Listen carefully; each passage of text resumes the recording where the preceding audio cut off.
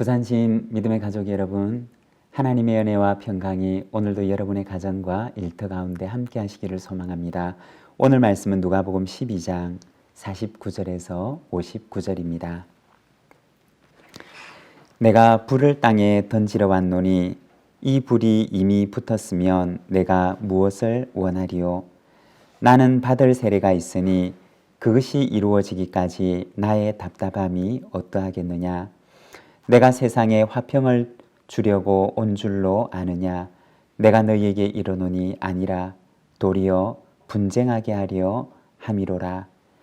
이후부터 한 집에 5사람이 있어 분쟁하되 셋이 둘과 둘이 셋과 하리니 아버지가 아들과 아들이 아버지와 어머니가 딸과 딸이 어머니와 시어머니가 며느리와 며느리가 시어머니와 분쟁하리라 하시니라. 또 무리에게 이르시되 너희가 구름이 서쪽에서 이는 것을 보면 곧 말하기를 소나기가 오리라 하나니 과연 그러하고 남풍이 부는 것을 보면 말하기를 심히 더우리라 하나니 과연 그러하니라. 외식하는 자여, 너희가 천지의 기상은 분간할 줄 알면서 어찌 이 세대는 분간하지 못하느냐? 또 어찌하여 옳은 것을 스스로 판단하지 아니하느냐? 내가 너를 고발하는 자와 함께 법관에게 갈 때 길에서 화해하기를 힘쓰라. 그가 너를 재판장에게 끌어가고 재판장이 너를 옥졸에게 넘겨주어 옥졸이 옥에 가둘까 염려하라. 내게 이르노니 한 푼이라도 남김이 없이 갚지 아니하고서는 결코 거기서 나오지 못하리라 하시니라. 아멘. 오늘 우리가 읽은 이 말씀에서는 불을 던지러 오신 예수님에 대해서 말씀을 하고 있습니다. 49절과 50절의 말씀을 보게 되면 내가 불을 땅에 던지러 왔노니 이 불이 이미 붙었으면 내가 무엇을 원하리요? 나는 받을 세례가 있으니 그것이 이루어지기까지 나의 답답함이 어떠하겠느냐? 여기서 불이라고 하면 성경에서는 일반적으로 하나님의 심판을 의미합니다. 구약 성경에 보면 죄악의 도시 소돔과 고모라는 하늘로부터 떨어지는 불과 유황으로 심판을 받게 됩니다. 그리고 복음서에도 보면 좋은 열매를 맺지 아니하는 나무마다 불에 던져질 것을 말씀하십니다. 그리고 쭉정이도 꺼지지 않는 불에 던져지리라고 말씀을 하십니다. 이 불이라고 하는 것은 성경에서는 바로 하나님의 심판을 의미합니다. 그런데 오늘 우리가 읽은 이 말씀에 보면 불을 던지러 오신 예수님에 대해서 말씀을 하십니다. 심판을 위해서 오시는 예수님에 대해서 말씀하시는 것입니다. 우리가 예수님에 대해서 생각을 하면 먼저 사랑, 우리를 사랑하시기 위해서 우리를 사랑하심으로 오신 예수님, 그리고 우리에게 화평을 주러 오신 예수님. 우리는 예수님을 생각할 때 이렇게 예수님의 사랑과 화평을 생각합니다. 그렇지만 오늘 우리가 읽은 이 말씀에 보면 불을 던지기 위해서 오시는 예수님에 대해서 말씀을 하는 것입니다. 여러분, 이 말씀이 무엇을 의미하는 것일까요? 무엇을 우리에게 말씀하고 계시는 것일까요? 예수님의 십자가라고 하는 것은 분명히 많은 사람들에게 구원과 화평을 가져다주는 십자가입니다. 그렇지만 또 다른 한편으로 예수님의 그 십자가는 어떤 사람들에게는 심판이 되기도 한다는 것입니다. 예수님의 십자가 앞에서는 모든 인류는 바로 이렇게 둘로 나뉘게 된다는 것입니다. 누가복음 2장의 말씀을 보게 되면 예수님이 태어나시고 난 뒤에 예수님의 부모가 아기 예수님을 안고 성전으로 가는데 그 성전에서 나이가 많은 시므온이 예수님을 향하여서 이렇게 말합니다. 누가복음 2장 34절에 보면 시몬이 그들에게 축복하고 그의 어머니 마리아에게 말하여 이르되 보라, 이는 이스라엘 중 많은 사람을 패하거나 흥하게 하며 비방을 받는 표적이 되기 위하여 세움을 받았고. 예수님의 삶과 죽음이 어떤 사람에게는 흥하는 표적이 되지만 그러나 또 어떤 사람에게는 망하는 표적이 되리라, 패하는 표적이 되리라고 말씀을 하십니다. 예수님의 십자가 앞에서는 중립의 길을 선택할 수가 없고 모든 인류는 그 십자가 앞에서 바로 이렇게 둘로 나뉘게 된다는 것입니다. 십자가에 나타난 하나님의 사랑을 받아들이는 사람과 그리고 그것을 거절하는 사람, 그 십자가의 사랑을 그의 마음속에 인정하고 그것을 그의 마음속에 받아들이는 그 사람과 그렇지 않은 사람으로 나뉘게 된다는 것입니다. 그리고 바로 여기에서 십자가를 대하는 바로 그의 마음의 태도에서 이미 심판은 정해지는 것입니다. 50절의 말씀을 보게 되면 나는 받을 세례가 있으니 그것이 이루어지기까지 나의 답답함이 어떠하겠느냐 라고 말씀을 하십니다. 예수님께서는 당신께서 받으실 세례에 대해서 말씀하고 있습니다. 예수님께서 받으실 세례라고 하는 것은 무엇을 말하는 것일까요? 바로 십자가를 말하는 것입니다. 그것이 이루어지기까지 나의 답답함이 어떠하겠느냐라고 말씀을 하십니다. 여기서 답답하다라고 하는 말은 그 원래 의미가 사로잡히다 라고 하는 뜻을 가지고 있습니다. 사로잡히다, 집중하다. 바로 십자가에 사로잡힐 예수님께서 받으실 그 세례, 십자가에 사로잡힌 예수님의 삶에 대해서 말하는 것입니다.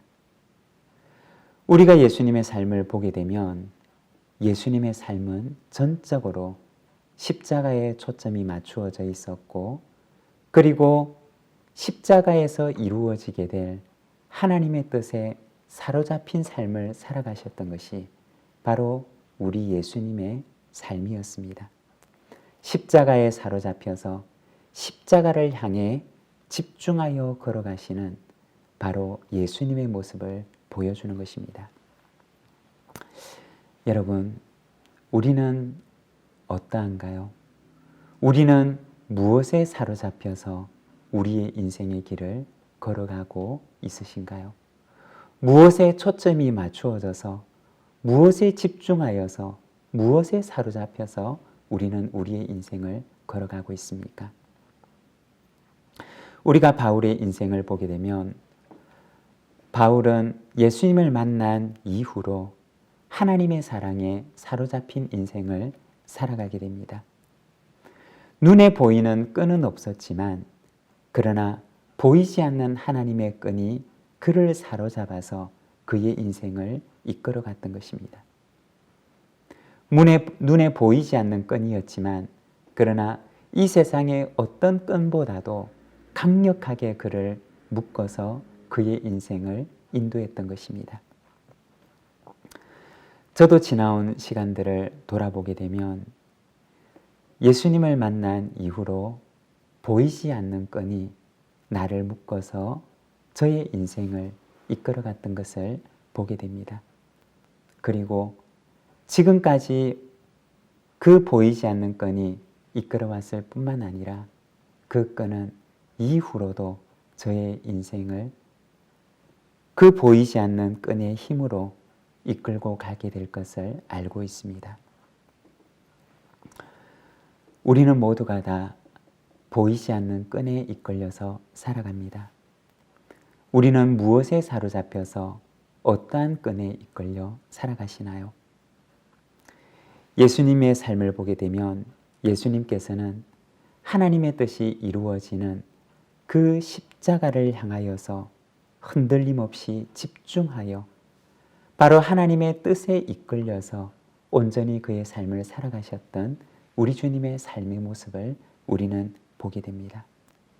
사랑하는 여러분, 우리 주님께서 당신께서 받으실 그 세례를 향하여서 한 걸음도 흔들리지 아니하고 나아가셨던 것처럼 우리도 역시 주님의 뒤를 따라서 우리가 감당해야 할 그 소명의 세례를 향하여서 믿음과 순종으로 한 걸음 한 걸음 나아가는 저와 여러분, 우리 모든 믿음의 가족들의 삶이 되시기를 바랍니다.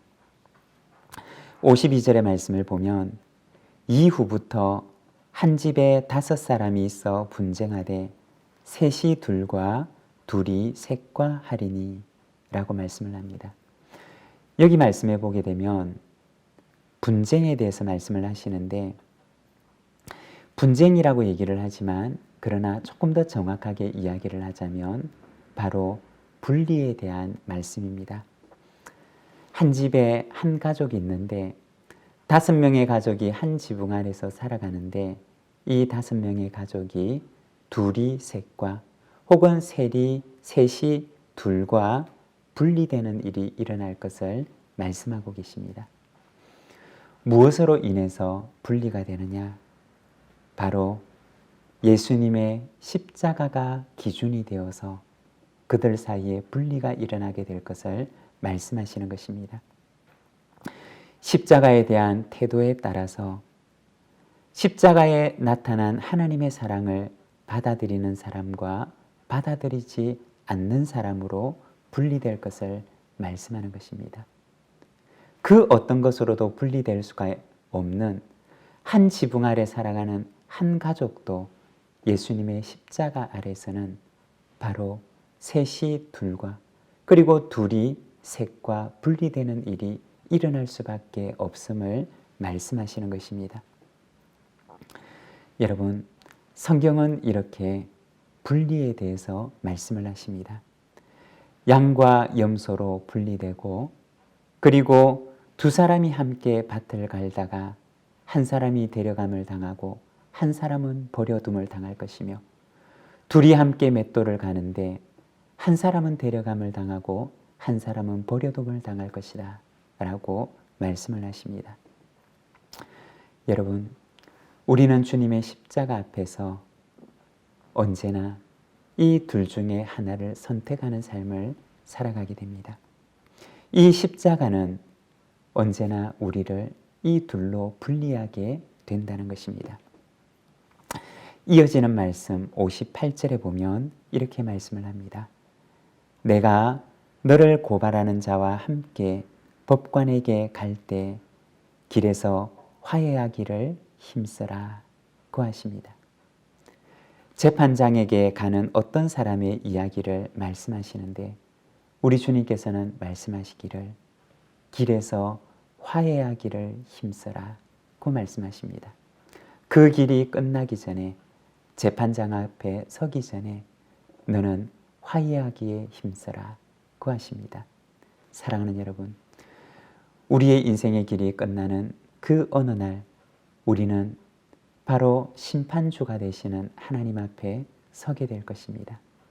우리의 인생의 길이 끝나기 전에 우리를 향하여서 화해의 십자가를 허락하시고 이 화해의 사랑을 보여주신 하나님의 그 사랑의 십자가 앞에서 그 사랑을 우리의 믿음으로 받아들이고 감사함으로 받아들이며 하나님과 함께 화목을 이루며 화목의 삶, 화해의 삶을 이 땅 가운데 살아가는 저와 여러분, 우리 부산집 모든 믿음의 가족들이 되시기를 간절히 소망합니다. 기도하겠습니다. 사랑의 하나님 아버지, 은혜를 감사합니다. 우리에게 하나님의 사랑을 보여주시고 그리고 하나님의 그 화해의 복음을 우리에게 들려주시니 감사합니다. 사랑하는 하나님 아버지, 우리의 인생의 길이 끝나기 전에 심판주가 되시는 우리 주님 앞에 서기 전에 우리가 하나님과 화해를 이루는 삶을 살아가는 저희들의 삶이 되도록 주님 인도하여 주시기를 원합니다. 아직도 십자가의 사랑을 알지 못하는 우리 많은 가족과 이웃들이 있사오니 주님 참으로 우리에게 힘을 주셔서 하나님의 사랑의 십자가의 증인이 되게 하시고 참으로 그들에게 하나님의 놀라운 이 화평의 복음을 전하는 자로 살아갈 수 있도록 인도하여 주시기를 원합니다. 사랑하는 하나님 아버지, 이 하루를 주님께 의탁합니다. 하나님, 저희를 주께서 붙들어 주시고 오늘도 이 땅 가운데서 참으로 하나님과 화목을 이루며 이 땅 가운데 하나님의 화평의 사자가 되어 살아가는 저희들의 삶이 되게 하여 주옵소서. 우리 구주 예수 그리스도의 이름으로 기도드립니다. 아멘.